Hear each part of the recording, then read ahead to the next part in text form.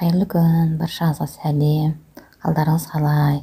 Бүгін сіздерге өте тез дайындалатын, уақыттарыңызды үнемдейтін дәмді шоколадты печенье жасап көрсетемін. Менімен бірге қарап жасасаңыздар болады. Достар, егер де менің рецептерім сіздерге ұнап жатса, каналға кіріп, қарап, пікірлеріңізді қалдырыңыздар. Бүгінгі жасалатын печенье үшін керек заттарды өте қарапайым.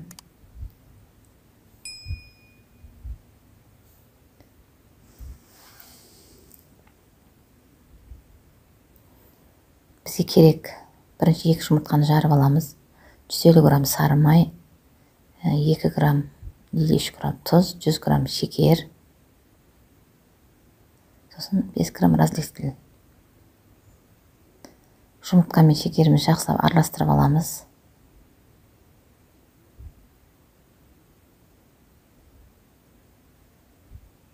Оған майымыз саламыз. Бөлме температурасында еріп тұрған майды саламыз. Осылай жақсылап араластырып, сосын үстіне разрыхлитель саламыз.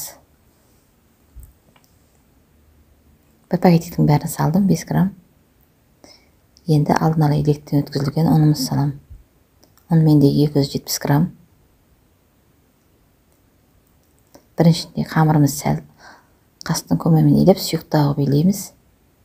Өйткені біз бұған какао қосатын боламыз. Какаоны есепке алып, какаода қамырды кейін тығыздап қаттылау қылатын болады. Сондықтан да бірінші илеген кезде жұмсақтығы осындай өте жұмсақ болып тұру керек. Кейін үстіне Нестлидің какаосын қосам. Какаоны 15 грамм қосам. Какао мол да қоса берсе болады, өйткені өте дәмді, балдарға өте ұнайды. Қосып илегеннен кейін осындай шарик қып домалақтаймыз.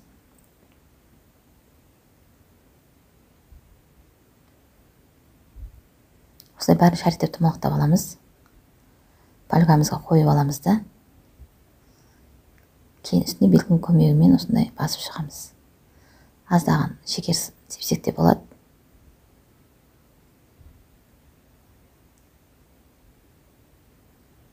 Осылай бәрін қойып шыққаннан кейін 180 градуста 10 минутта піседі. 10 минутқа пешке салып аламыз. Сонымен біздің печеньеміз барлық алатын уақыты 15 минут болады. 5 минут қамырын илеуге дайындауға кетсе, 10 минутта піседі. Сонымен 15 минутта дайын болатын печенье. Печеньеміз дайын. Өте дәмді. Достар, жасап көріңіздер.